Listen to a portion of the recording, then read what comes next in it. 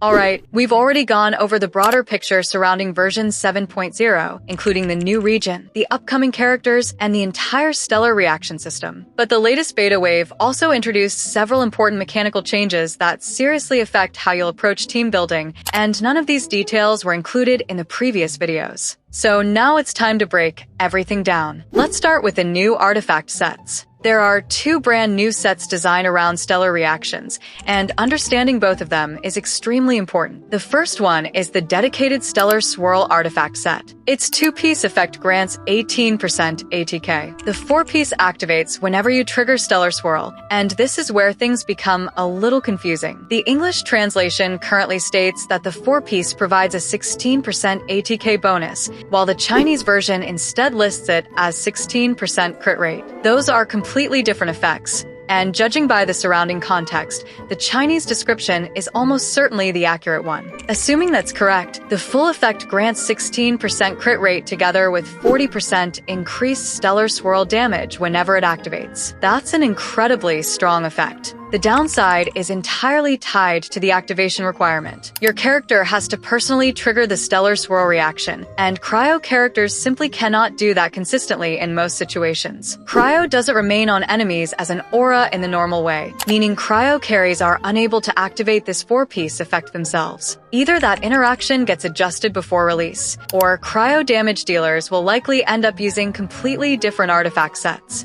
The second artifact set is the one that realistically fits into almost every single team. Its two-piece once again provides 18% ATK. The four-piece activates whenever you trigger Stellar Conduct, trigger Stellar Swirl, or directly deal reaction damage from either of those reaction types, including while off-field. Once activated, your own character gains 12% ATK, while every nearby teammate receives a massive 50% stellar damage bonus lasting 12 seconds. That 50% team buff is the number everyone should be paying attention to. Serenade offered 10% lunar damage as its signature team buff. This new set gives 50% instead. The difference isn't even remotely close. On top of that, the 12-second duration is long enough that you don't need permanent off-field application to maintain consistent uptime. This artifact set is effectively mandatory. There really isn't a team where you would intentionally skip running it. Viridescent Venerer also received an update to support Stellar Swirl reactions. Alongside its usual resistance shred, it currently appears that the bonus may also apply to characters dealing direct stellar damage even if they aren't the one actually triggering the reaction. If that interaction survives until release, Cryo carries that can't properly use the dedicated Stellar Swirl artifact set suddenly gain a very solid alternative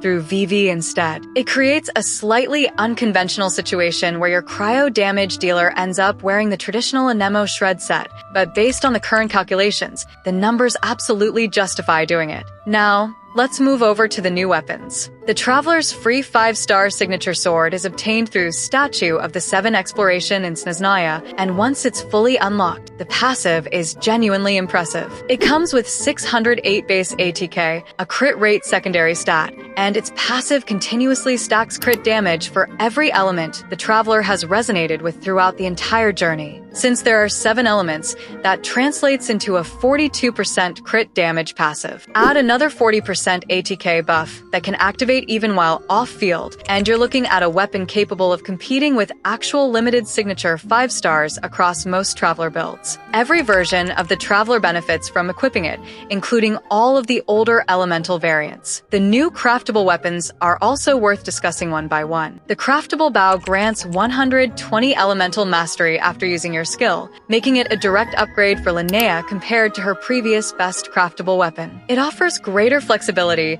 when building artifacts while delivering performance very similar to Slingshot. The craftable catalyst stands out as the strongest addition in the entire lineup. It features high base ATK, an ATK% secondary stat, grants 120 elemental mastery together with 32% stellar damage whenever reactions are triggered, and the passive functions even while off-field. This weapon feels almost tailor-made for Yae Miko, whose weapon options inside stellar teams have honestly been quite frustrating. Unless you already own a highly refined alternative, this should simply become her default choice. The craftable polearm restores 4 energy whenever reactions trigger, while also providing a 20% ATK bonus for stellar reactions. Cyno can certainly make use of it, although anyone already using a strong battle pass weapon or a standard 5-star option probably doesn't need to switch. The craftable claymore grants 128 elemental mastery after reactions together with 32% ATK for stellar reactions. Sandrone is clearly the intended user, although whether she consistently activates the passive depends entirely on your team composition. She deals stellar conduct damage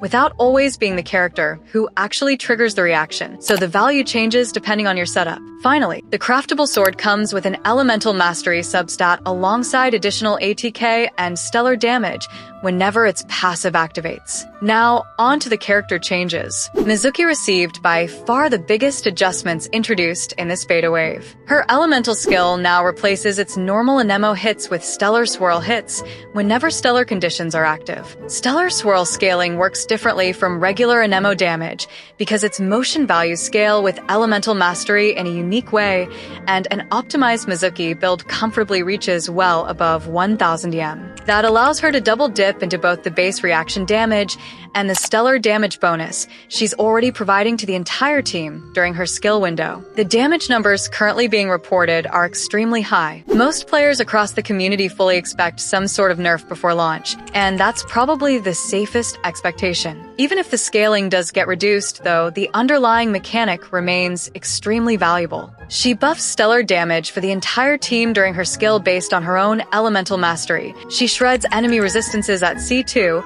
and she's a standard 5-star character, meaning she can be obtained from both the standard banner and the yearly selector. If you've already invested into her, she immediately becomes a serious option for stellar-focused teams. Sandrone's update is much smaller by comparison. She now has the ability to deal stellar swirl damage alongside her existing stellar conduct damage. The rest of her kit remains completely unchanged. Instead, every number across the kit has simply been increased by roughly 50% to compensate for losing the Polestar field multiplier that traditional stellar conduct builds normally depend on. In the majority of team setups, she'll still perform slightly below her dedicated conduct damage numbers. But if your goal is specifically building around Stellar Swirl, she now has a legitimate role within that archetype. Finally, Wriothesley. Ever since Nodcry released, he's occupied a slightly awkward position. But Alyosha changes that situation considerably. The concern many players immediately raised was that Alyosha constantly heals the team, while Wriothesley actually wants to lose HP in order to fuel his charged attacks. Fortunately, the solution is fairly straightforward. Keep Alyosha's weapon and feather at low investment, so his total base ATK stays around 400, which naturally keeps each healing tick low enough that Wriothesley continues losing sufficient HP to maintain his own buffs. Under those conditions, one complete cycle of Alyosha's healing ends up being roughly equal to the health consumed by a single charged attack. You simply factor that into your rotation and continue playing normally. Once Alyosha reaches C6,